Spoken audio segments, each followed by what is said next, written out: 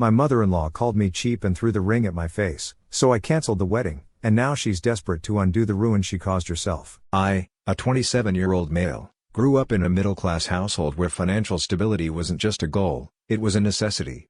My parents taught me the value of saving, and I carried that lesson into adulthood. I met Grace, a 25-year-old female, 2 years ago at a barbecue hosted by a mutual friend. I was there because my buddy Ethan wouldn't stop nagging me to get out of the house more. I wasn't expecting much, maybe a burger, a couple of awkward conversations, and heading home early. But then I saw Grace. She wasn't the loud, center of attention type. She was sitting at the edge of the yard, sketching something in a notebook. I walked over, asked what she was drawing, and we started talking. She had this calm energy that was so different from the usual look-at-me type of people I'd met before. One thing led to another, and by the end of the night, we'd exchanged numbers. We clicked almost immediately. Grace was sweet, creative, and had this way of making the smallest things feel meaningful. She'd tell me about her favorite art projects, the way she wanted to open her own studio someday, and all these little dreams that made her eyes light up. I loved listening to her talk about it all. But early on, she brought up her mom. "She's kind of intense," Grace said one night when we were grabbing dinner. "How intense?" I asked, kind of joking but not really. Grace sighed. "She just has really strong opinions about everything, my job, my friends, my clothes. She means well, though. She just wants me to do well." I didn't think much of it at the time. Everyone has family quirks, right? But when I met Linda, her mom, I realized this wasn't just some quirky mom who got a little too involved. This was a full-blown control freak. Linda was polite the first time we met, but it felt fake, like she was sizing me up. She asked about my job. "I work in tech, where I went to school," and then immediately asked, "What's your long-term plan?" I'm planning to grow in my role and maybe start my own company one day," I said, trying to sound confident. She raised an eyebrow, gave Grace this look, and said, "Well, stability is important. Grace deserves someone who can provide." That rubbed me the wrong way, but I let it go. Grace seemed nervous, and I didn't want to make things awkward. As time went on, though, I started noticing how much control Linda had over Grace's life. Grace had always wanted to be an artist, but Linda had pushed her into accounting because art doesn't pay the bills. Grace hated her job, but any time she talked about quitting or pursuing art, Linda would guilt her with, "After everything I've done for you, this is how you thank me?" It wasn't just her career, either. Linda had opinions about everything: Grace's clothes, the food she ate, even how she wore her hair. If Grace bought a dress Linda didn't approve of, she'd make comments like, "You really think that flatters you?" What bothered me the most was how Grace would just take it. She never stood up to her mom, always brushing it off like, "She's just old-fashioned," or, "She doesn't mean it like that." At first, I tried to be supportive. I'd tell Grace she didn't need to let her mom control her, that she was smart and capable enough to make her own choices. Grace would nod and thank me, but nothing ever changed. The longer we dated, the more I started feeling like Linda wasn't just controlling Grace's life, she was starting to influence our relationship, too. Linda had this way of making me feel like I wasn't good enough, even when she wasn't directly saying it. She'd make comments like, "It's nice that you're doing okay for yourself," or, "Tech is so unpredictable, isn't it?" Grace never said anything when her mom made these comments. She'd just give me this apologetic look, like, "I know she's being a pain, but what can I do?" One time, we were at dinner with her parents, and Linda started talking about how men should always provide and how she was lucky Grace's dad had real ambition. I could feel my face heating up, but Grace just sat there quietly, not saying a word. Later, I brought it up. "Why don't you ever say anything when your mom talks like that?" "She's just like that," Grace said. "It's not worth the argument." It frustrated me, but I didn't push too hard. I loved Grace, and I figured maybe this was just something we'd deal with over time. But looking back, I think that was the first crack in the foundation. The truth is, Linda's control over Grace wasn't just a problem for her, it was starting to become a problem for us. And the more I tried to ignore it, the harder it became to see a future where Linda wasn't pulling the strings. Still, I held on to the hope that things could get better. I thought maybe if I showed Linda how serious I was about Grace, she'd ease up. That hope is what led to the proposal and, ultimately, everything that came after. After 2 years of dating, I knew I wanted to marry Grace, despite her mom's constant interference. I loved Grace for who she was: kind, patient, and creative. I'd spent months saving up for a ring. It wasn't some massive rock you'd see in a movie, but it was perfect in my eyes, a platinum band with a beautiful diamond solitaire. It was elegant and timeless, something I knew Grace would appreciate. I planned to keep the proposal intimate. Grace had never been one for grand gestures, and I wanted the moment to feel personal and special. One Saturday afternoon, I took her to our favorite park by the river. It was a place we often went to just relax, and it had this spot with a bench overlooking the water. We were sitting there, talking about our plans for the weekend, when I decided to go for it. I pulled out the ring box and got down on one knee. "Grace," I said, feeling my heart race a little, "I love you, and I can't imagine my life without you. Will you marry me?" Her face lit up. "Yes," she said, tears in her eyes. She hugged me so tightly I almost forgot to actually put the ring on her finger. For a few days, everything felt perfect. Grace kept looking at the ring and smiling, and I thought I'd nailed it. We talked about wedding plans, something simple, maybe outdoors, and I started to feel like we were on the same page. Then Grace suggested we visit her parents to share the news and get their blessing. I won't lie, I wasn't thrilled about the idea. Linda wasn't exactly my biggest fan, and I knew she'd have something to say about the ring, the wedding, or both. But Grace seemed so excited about the idea that I didn't want to ruin it for her. "We'll just tell them together," Grace said, squeezing my hand. "Mom will come around. She just needs to see how happy we are." I nodded, even though I wasn't convinced. When we arrived at her parents' house, Linda was sitting in the living room with her husband, Mike. Now, Mike's a quiet guy. He mostly stays out of Linda's way, which I can't really blame him for. He gave us a polite nod when we walked in, while Linda's eyes immediately darted to Grace's hand. "What's this?" Linda asked, her tone sharp. Grace smiled, holding up her hand. "We're engaged." For a moment, Linda didn't say anything. She just stared at the ring like she was trying to figure out if it was a joke. Then she let out this small laugh, not the happy kind, but the kind that makes you feel like you've done something wrong. "That's the ring?" she asked, raising an eyebrow. "Yes, isn't it beautiful?" Grace said, still smiling. Linda didn't answer. Instead, she walked over, grabbed Grace's hand, and examined the ring like it was a piece of costume jewelry. "It's so small," she finally said. "Are you sure this is an engagement ring?" "Mom," Grace said, her smile fading, "don't start." "Don't start?" Linda repeated, looking at me now. "Adam, you're telling me you couldn't get her something a little more substantial?" I felt my jaw clench. I'd expected some comments, but this felt like a straight-up attack. "I picked this ring because it's meaningful," I said, trying to stay calm.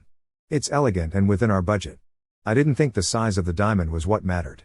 Linda let go of Grace's hand and crossed her arms. "An engagement ring is supposed to show how serious you are. This looks like you're cutting corners."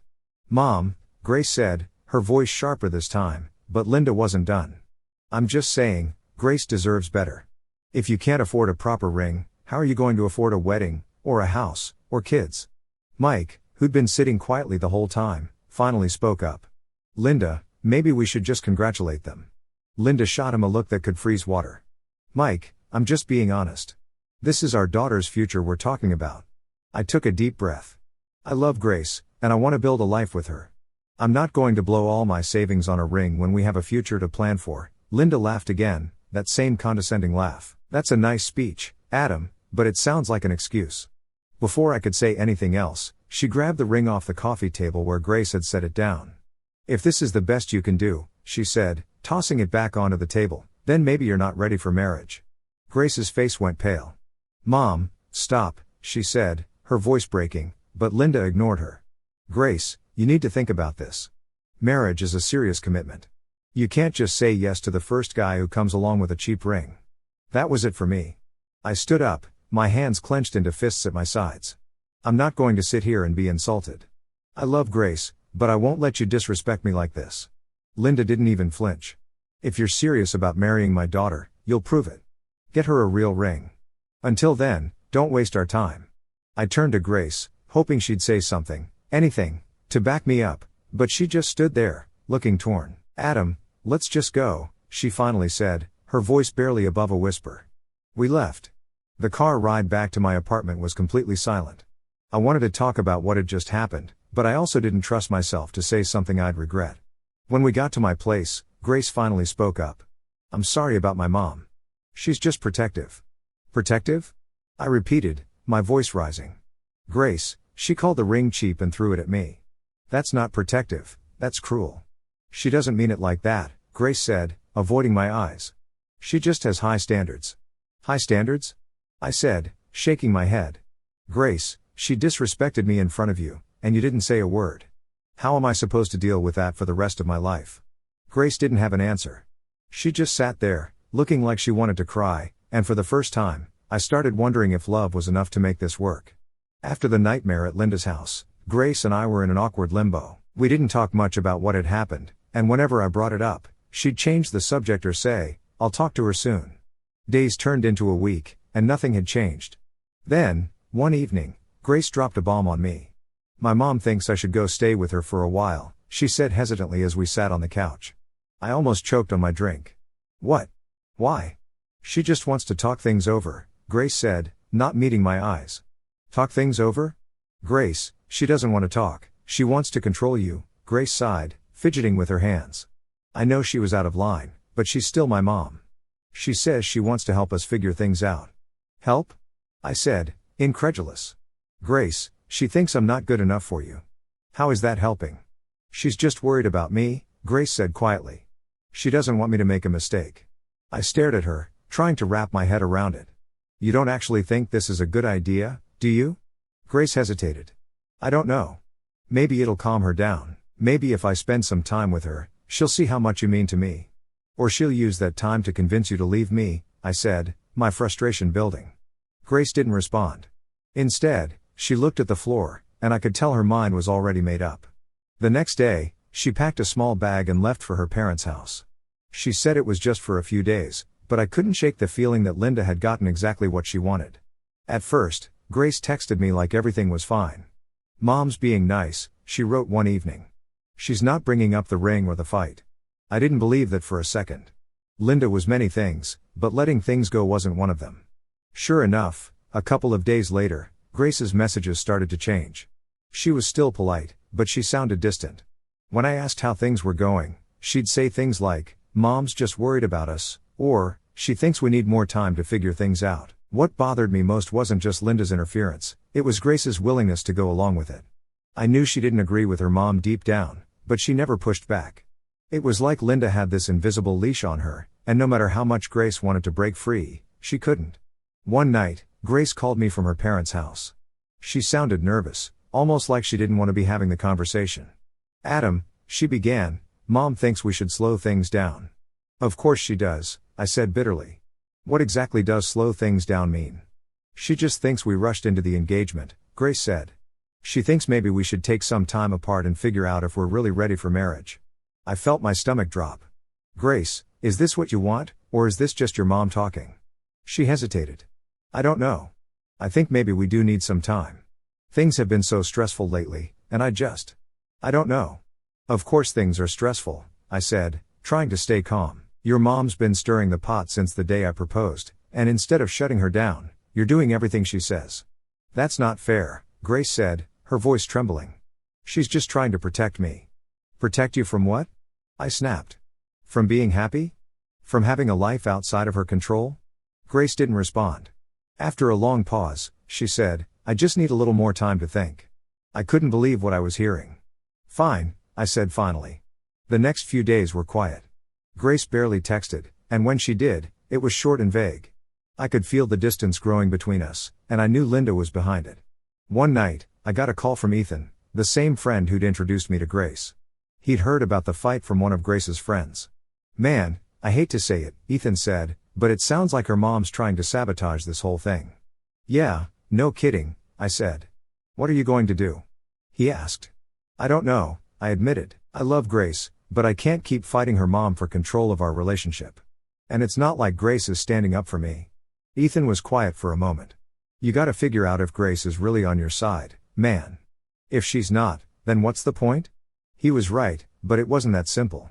I wanted to believe Grace would come around, that she'd see what her mom was doing and finally stand up to her. But the longer she stayed at her parents' house, the less I believed that would happen. A few days later, Grace called me again. I didn't respond right away. When she finally spoke, her voice was small. "I don't know if I did the right thing by taking a break. I don't know what else to do." Her words hit me harder than I expected. Grace didn't know what to do because she'd spent her whole life being told what to do. Linda had made every major decision for her, and now, when it really mattered, Grace couldn't break free. "Grace," I said, my voice softer now, "I love you, but I can't marry someone who lets their mom control their life. I need you to choose, me or her. The silence on the other end of the line was deafening. I need time, she finally said. Take all the time you need, I said, but don't expect me to wait around while your mom decides how our relationship should go. We hung up, and I sat there, staring at my phone, wondering if I'd just ended things for good. Deep down, though, I knew the truth. Linda had already done that. For a week after Grace told me she needed time, I hit my limit. The silence between us had stretched so long it felt like we weren't even a couple anymore. Every day that passed, I couldn't stop thinking about how Linda had completely taken over. Grace wasn't acting like the woman I fell in love with, she was acting like a puppet, and Linda was pulling the strings. Then Grace texted me, "Can we talk tonight? Mom says we should all sit down and figure this out." I stared at my phone, dumbfounded. The nerve of Linda to insert herself into a conversation that should have been between Grace and me. I fired back, "This isn't about your mom. It's about us. I'll come by, but only because I need to say my piece." That evening, I drove to her parents' house, feeling equal parts angry and defeated. I wasn't sure what I was walking into, but I knew one thing: I wasn't going to let Linda talk to me like she had before. When I arrived, Grace was waiting by the door. She looked nervous, wringing her hands like she was trying to hold herself together. "Thanks for coming," she said quietly. "Let's just get this over with," I replied, walking past her into the living room. Linda was sitting on the couch like she owned the world, with Mike beside her, looking like he wanted to be anywhere else. Grace sat down next to her mom, leaving me to take the chair across from them. The setup felt like a bad job interview, and I already knew who wasn't getting hired. Linda spoke first. "Adam, we're glad you're here. This has been a stressful time for Grace, and we want to make sure she's making the right decisions for her future." I clenched my jaw. "This isn't about Grace's future. This is about you controlling her life." Linda's smile didn't falter, but her tone turned sharper. "I'm her mother. It's my job to make sure she's taken care of. And what about my job as her fiancé?" I shot back. "Or does that not count because I didn't buy a ring big enough for your standards?" Grace flinched but didn't say anything. Linda, however, leaned forward, like she'd been waiting for this moment. "It's not about the size of the ring, Adam. It's about what it represents. A man who can't invest in a proper engagement ring clearly doesn't take marriage seriously." I laughed, but there was no humor in it. "You mean a man who doesn't go into debt to impress you? Because that's what this is really about, isn't it? You want me to prove myself to you, not Grace." Linda didn't deny it. "If you're going to marry my daughter, you have to show me that you're capable of giving her the life she deserves." "And what about what Grace wants?" I asked, turning to her. "Do you even care about that?" Grace opened her mouth to speak, but Linda cut her off. "Of course I care about what Grace wants. That's why I'm here to guide her." "Guide her?" I said, my voice rising. "Linda, you don't guide her, you control her. And Grace, you let her. You let her dictate everything, even our relationship." Grace finally spoke, her voice shaky. "I just don't want to upset her." "And what about upsetting me?" I asked. "Do my feelings matter at all in this, or is this just about keeping your mom happy?" "Adam, it's not that simple," Grace said, tears welling up in her eyes. "It is that simple," I said. "You either want to marry me or you don't. And if you do, then you need to stand up to her." Linda let out a short laugh. "You're giving her an ultimatum? That's rich. You're acting like you're doing her a favor by marrying her." "I'm not giving her an ultimatum," I said, glaring at Linda. "I'm giving her a choice. Either she chooses me and our future together, or she chooses to stay under your thumb. But I won't be part of this toxic dynamic anymore." The room went silent. Mike looked like he wanted to crawl under the couch, and Grace looked like she was on the verge of breaking down. Linda, however, stayed calm. "Grace," Linda said, turning to her daughter, "you need to think about this carefully. Marriage is a big decision, and it's clear Adam isn't ready to make any concessions." "Stop talking for her," I snapped. "Grace, this is your decision. What do you want?" Grace looked at me, then at her mom, then back at me. Her lips trembled as she said, "I don't know." Those 3 words hit me harder than I expected. I realized then that Grace wasn't going to choose me, not because she didn't love me, but because she didn't know how to stand up to her mom. "I think we're done here," I said, standing up. "Grace, I love you, but I can't keep fighting this battle alone. You need to figure out what you really want without your mom telling you what to think." "Adam, wait," Grace said, grabbing my arm. "I just need more time." I shook my head. "You've had time, Grace, and all it's done is push us further apart." Linda stood up, her expression smug. "Well, if you're leaving, don't expect to come crawling back when you realize you've made a mistake." I turned to her, my voice steady. The only mistake I made was thinking I could win Grace's love without your interference. I'm done playing this game, Linda. I hope one day Grace realizes how much damage you've done. I walked out without looking back, my heart heavy but my mind clear.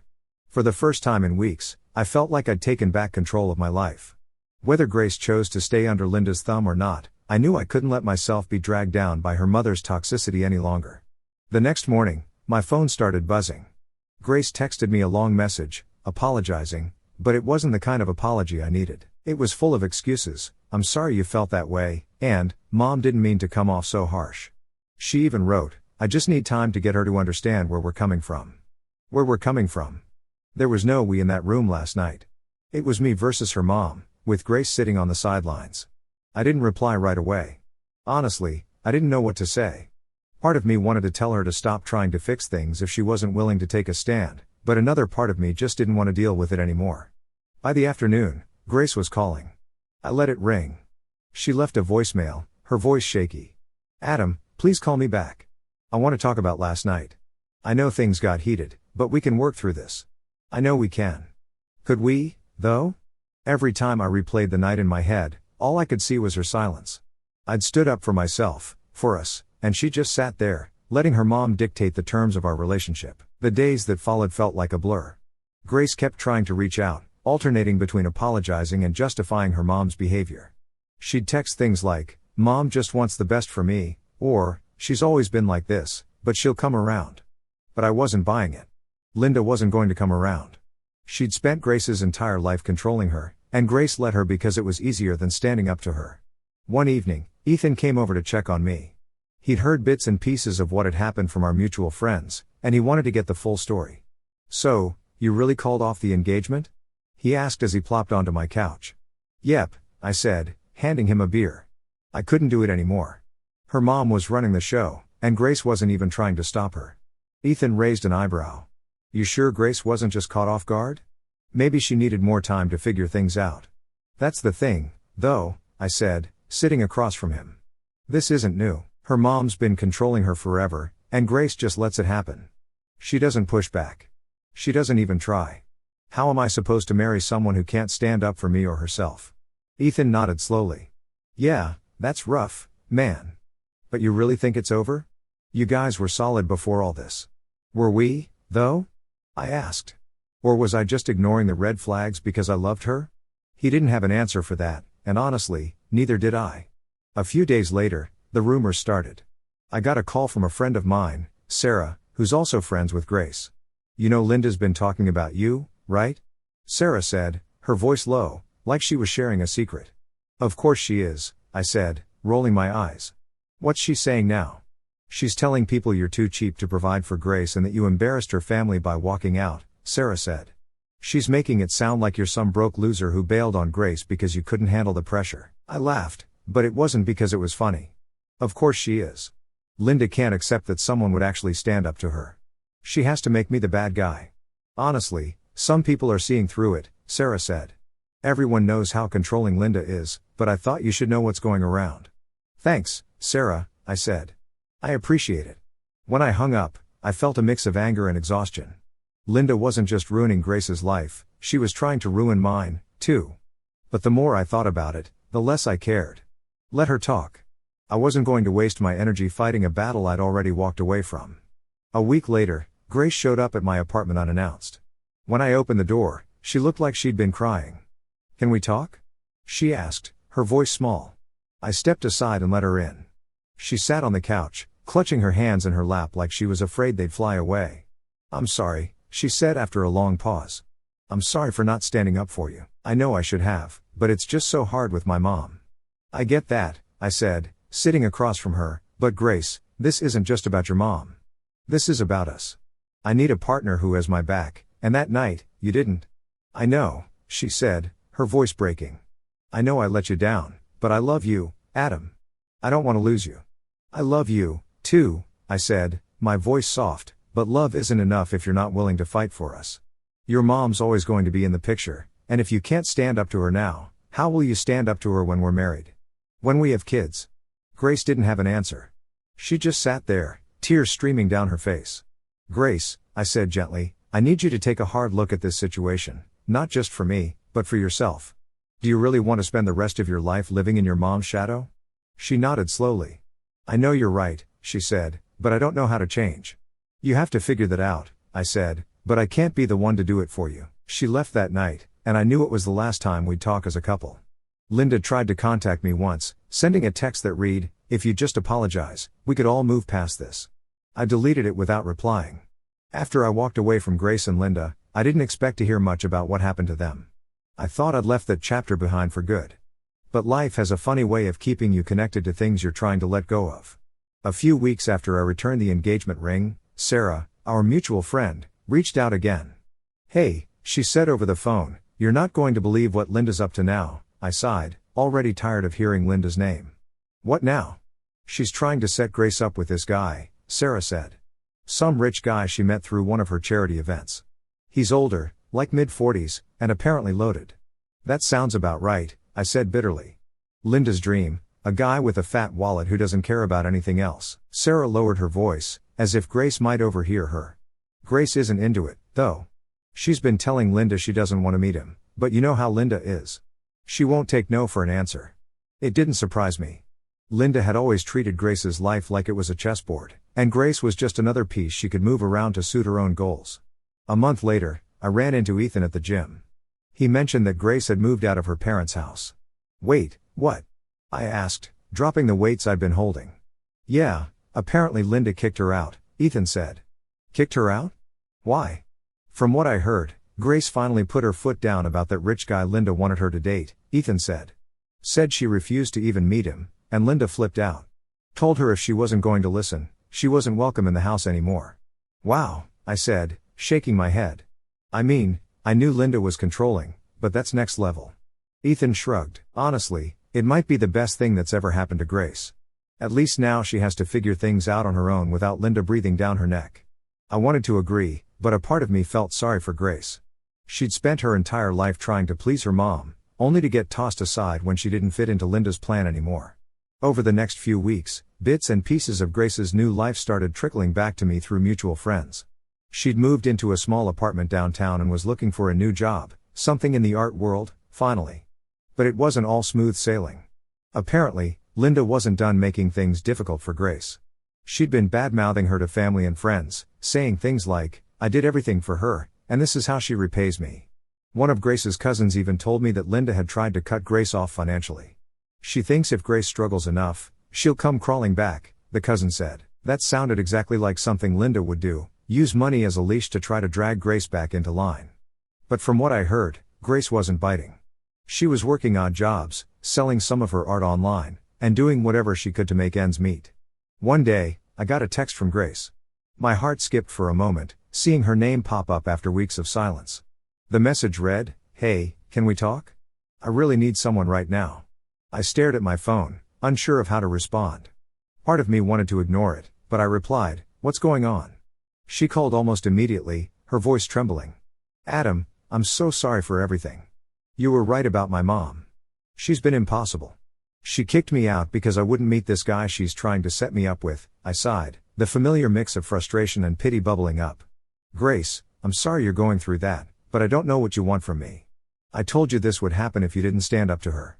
"I know," she said quickly, her voice breaking. "I know I messed up, and I should have defended you, but I'm trying to fix things now. I'm trying to figure out my life, and I just need someone to talk to." "Grace," I said, trying to keep my tone steady, "I'm glad you're starting to see the problem, but you didn't choose me when it mattered. You let your mom push me away. I can't be the person who picks up the pieces now." She went quiet for a moment, then said, "I understand. I don't know who else to turn to." It hurt to hear her say that. I'd wanted to be her person for so long, but now it felt like too little, too late. "You'll figure it out," I said softly. "You're stronger than you think, but you need to do this on your own." A few months later, I heard through the grapevine that Linda had finally stopped trying to control Grace's life, or at least scaled back.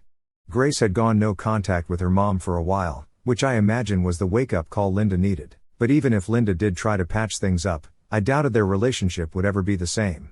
As for me, I'd moved on. I wasn't dating anyone seriously yet, but I was taking my time, figuring out what I wanted in a partner. One thing was for sure, I wasn't going to settle for someone who let other people dictate their life. Looking back, I don't regret calling off the engagement. It wasn't an easy decision, but it was the right one. Grace needed to break free from her mom's control, and I couldn't do that for her. She had to do it on her own, in her own time.